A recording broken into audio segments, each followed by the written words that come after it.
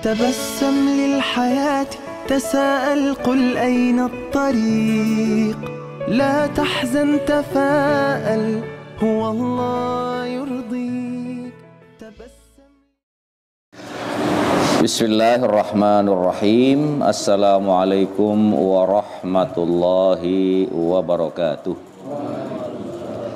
Alhamdulillahirabbil alamin, wassalatu wassalamu ala sayyidil mursalin sayyidina wa maulana Muhammadin wa ala alihi wa sahbihi ajma'in, amma ba'd.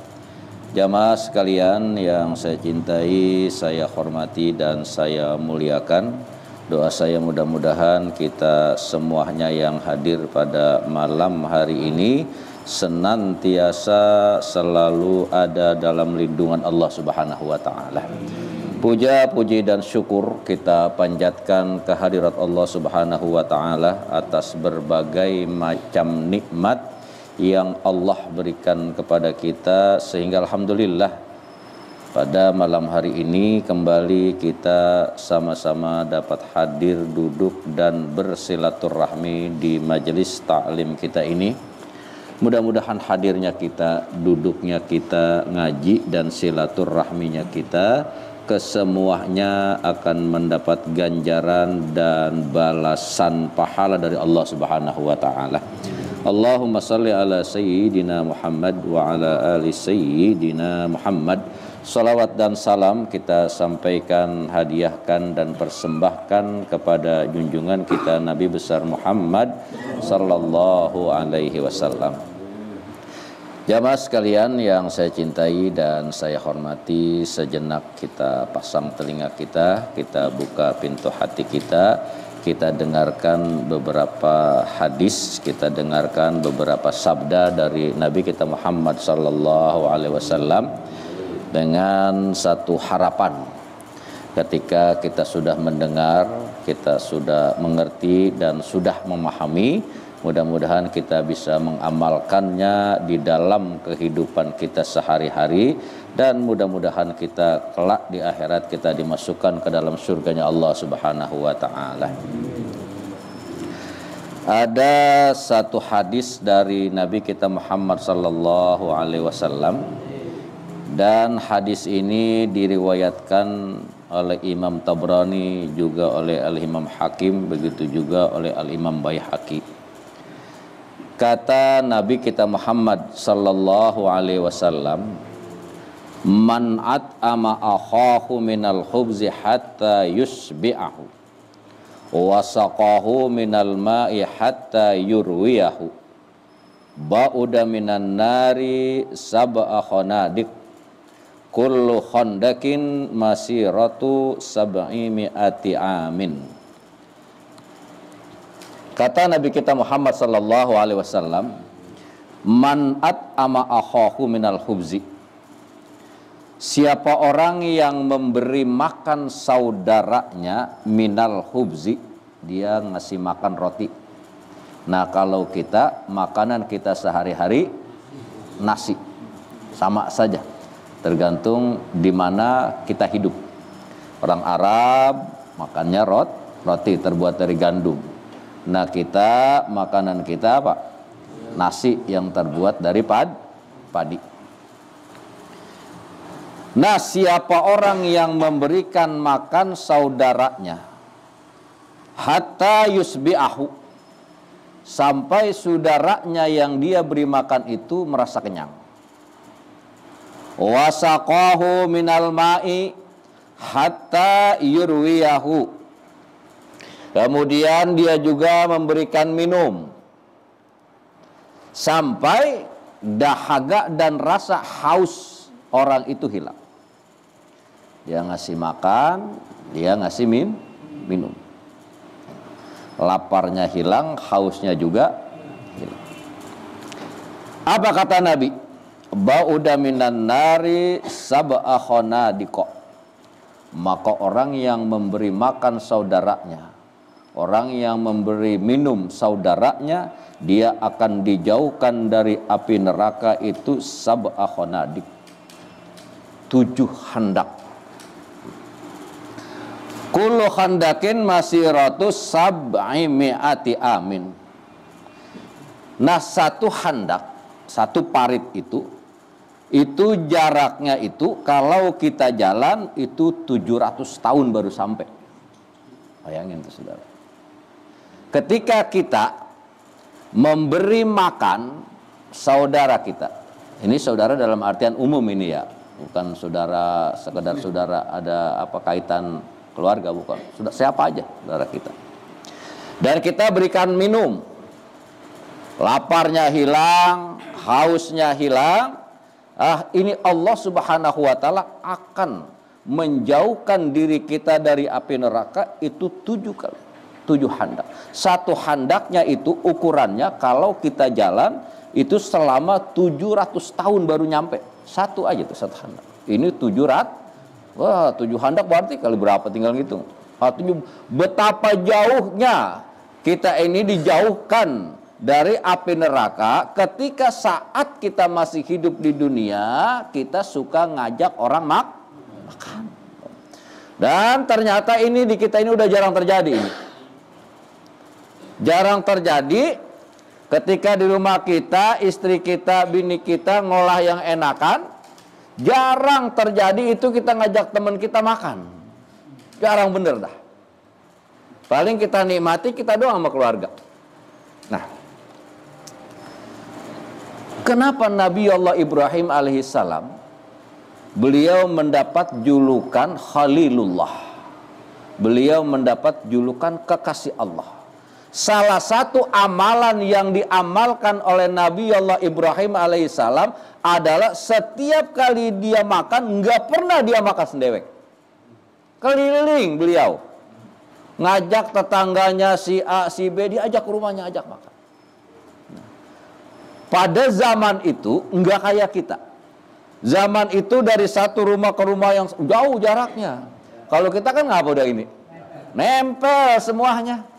Bahkan kadang-kadang masakan olahan bini kita itu baunya itu nyampe ke kita itu. Tiup-tiup angin, ini tetangga masakannya enak amat ini ya.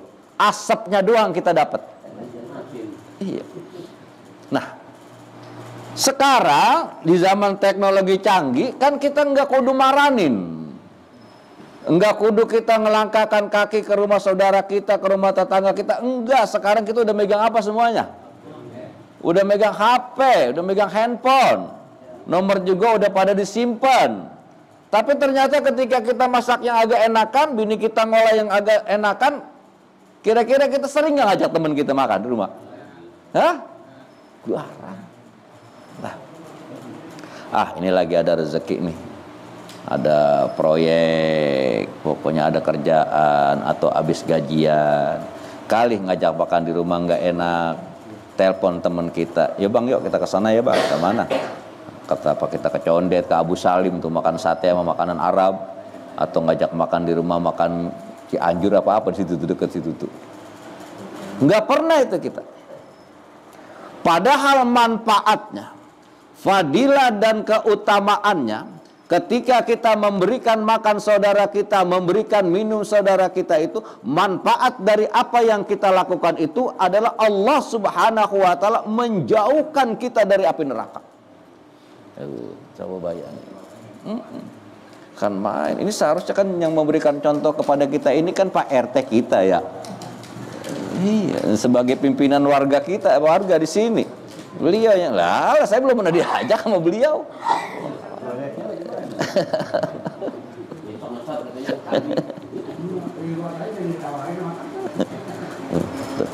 Ini manfaat. Hadis ini menjelaskan, menerangkan, menganjurkan kepada kita agar kita memiliki kepekaan sosial. Menganjurkan, mengajarkan kepada kita agar kita mempunyai jiwa yang dermawan. Artinya apa? Mau membantu dan menolong orang lain. Nah, ini sekarang hadis sudah ada. Udah kita paham, udah kita pelajari, udah kita ngerti. Tinggal ngapain? Kita tunggu nih Pak RT besok nih. Bagaimana ngajak undang kita apa kagak nih makan di rumahnya nih. Ini hadis yang pertama. Kemudian ada lagi hadis, dan ini pembahasan yang berbeda. Ada satu hadis dari Nabi kita Muhammad sallallahu alaihi wasallam, dan hadis ini diriwayatkan oleh Al-Imam Baihaqi. Apa kata Nabi kita Muhammad sallallahu alaihi wasallam? Inna awwala ma yujaza al-mu'minu ba'da mautihi ayyughfara li jami'i man tabi'a janazatahu. Kata Nabi kita Muhammad sallallahu alaihi wasallam bahwasanya yang pertama kali mendapat balasan dari orang mukmin ba'da mautihi, setelah orang mukmin itu meninggal, setelah orang mukmin itu wafat, ayyughfara li jami'i man tabi'a janazatahu, adalah Allah Subhanahu wa taala mengampuni seluruh orang yang ngikutin jenazahnya. Paham nggak kira-kira nih? Ada orang mukmin yang meninggal, orang mukmin. Jadi bukan sebatas orang muslim. Kalau orang muslim, kita mungkin semuanya orang muslim. Asal melihat KTP-nya agama apa? Muslim udah itu. Ini yang meninggal ini orang mukmin. Artinya dia benar-benar ahli ibadah. Nah, ketika ada orang mukmin, orang yang ahli ibadah, kemudian dia meninggal dunia, dia dikafani, ya dimandikan, kemudian dia dikafani, sholatan, terus. Kemudian kita ngikutin ketika jenazah itu mau diapain. Jenazah mau dikubur, jenazah mau dimakamkan. Maka kata Nabi, sesungguhnya orang yang ngikutin jenazah orang mukmin yang meninggal itu, dia duluan diampuni dosanya tuh. Yang ngikutin tuh. Makanya itulah, kalau lagi sehat, lagi apa, ada yang meninggal, itu berupayalah kita untuk ikut apa? Ikut nyolatin, ikut nganterin. Siapa tahu yang meninggal itu ahli ibadah. Di mata kita kelihatan enggak ahli ibadah, tahu-tahu di belakang kita dialah orang yang ahli ibadah yang masuk kategori dia itu orang mukmin. Nganter kita ke makamnya, nganter kita ke kuburannya, kita yang pertama kali mendapatkan ampunan dari Allah Subhanahu wa taala. Enak gak kira-kira tuh?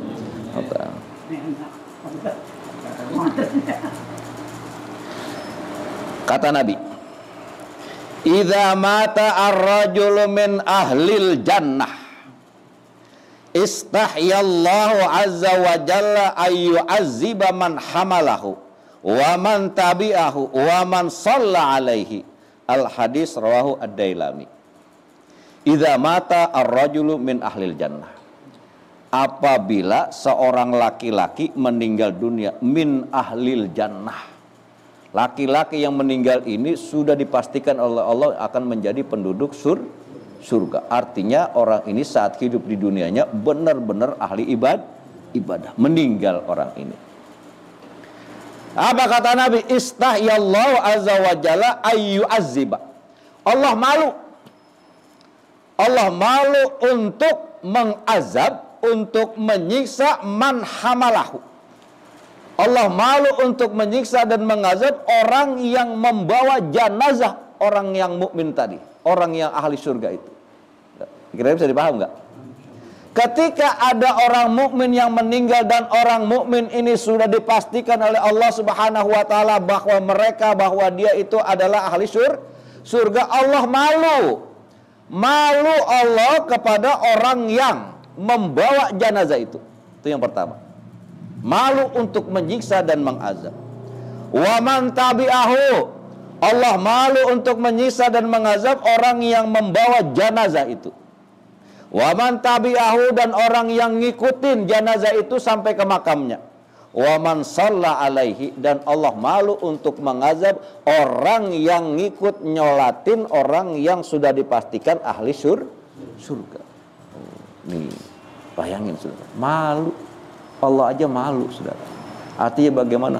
Allah nggak akan menyiksa orang yang pertama, orang yang membawa jenazahnya orang mukmin, dan orang mukmin ini udah dipastikan masuk surga.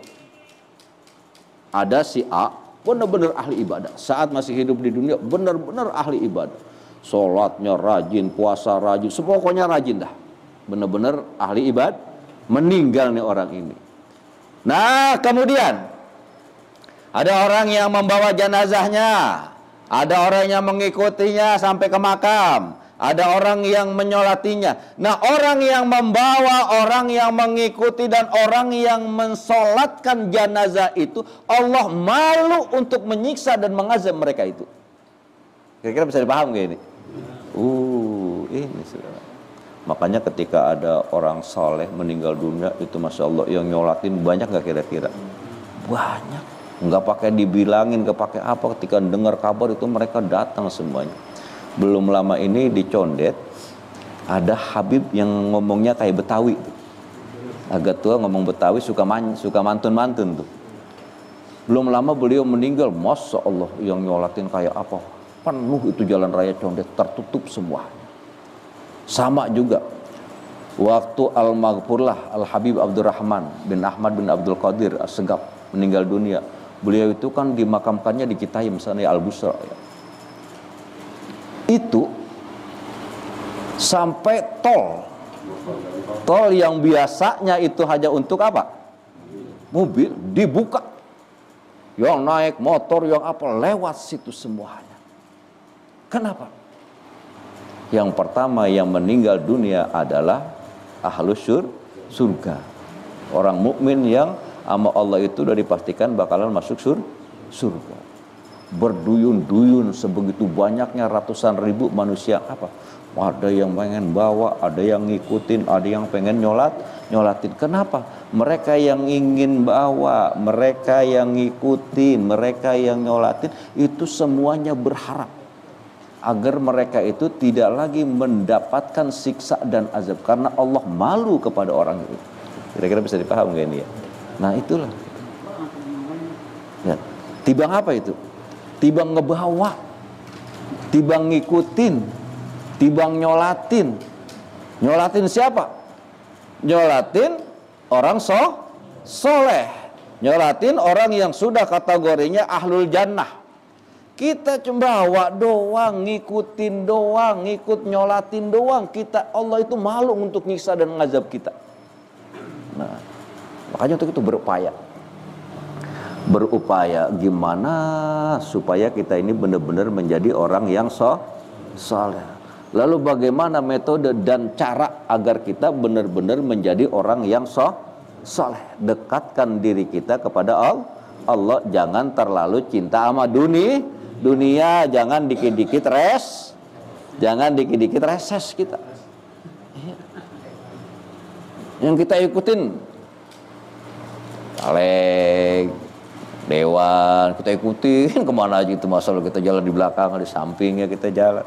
Belum jamin, saya kata aja dak-dak, belum jamin diri kita itu dibawa ke surga sama mereka itu, enggak.